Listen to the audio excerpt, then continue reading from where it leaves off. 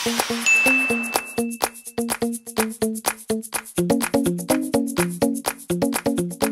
lang ah. Easy. Iyalaw po, si Tiongkok lang. Papa, si Philippine lang. Ani, usya may buntoy ah. Buntoy to si Tia, isi sige tao jeng eh. Abay sayang mo. Gua ay Melinda. Di na nga heti boy ha? Sa tuy chong, di msaya ba? Di kyan boy kyan? Gua bo siyong sin. Di na mkay pansak ko, wadam si sen sam ho di.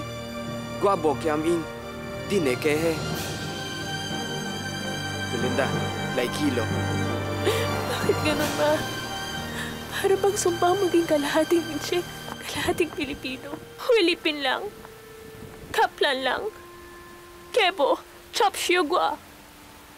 Paano kapag nagkaanak na kami? Paano ka palalakihin ng mga bata? Bilang Pilipino? O bilang Chinese? Bilang tao. Bilang mabuting tao. Katulad ng pagpapalaki ko sa inyo.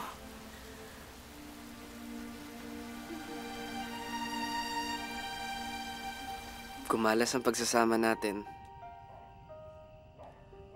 Eh di sana, hindi na akong pinakamaswerteng lalaki sa buong mundo.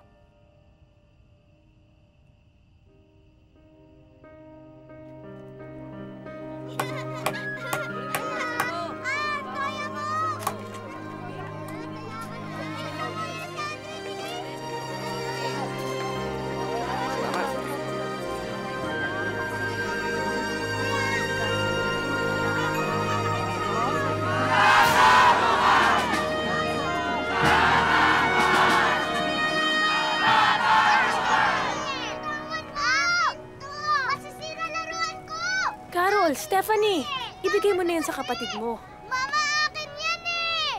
Pagbigyan mo na. Sige na, doon na kayo sa kwarto. Pasok na kayo. Sige na nga, Stephanie. Pagkalipas ng ilang taon, sa kinasamaang palad, na bankrupt ang negosyong tinayo naming mag-asawa.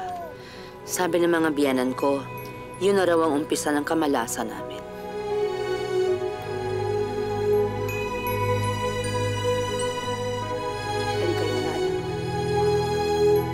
Payment, ito yung deed of sale. Sige. Maraming salamat, Alfonso. Oh, sige. Bilisan niyo na yan. Bye, Stephanie. I love you, anak.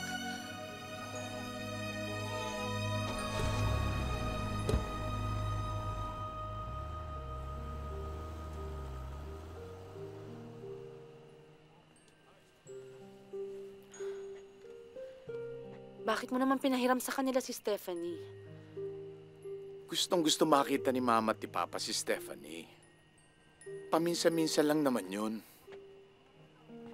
Ba't di na lang nila tayo papuntahin doon kasama ang bata? Okay lang yun. Next time. Tsaka, ayaw mo nun, parang unti-unti na nilang gustong makipagbati. Oh, bakit? Bakit, anak? Oh, bakit baby ko? Papa, oh. Papa? Bo!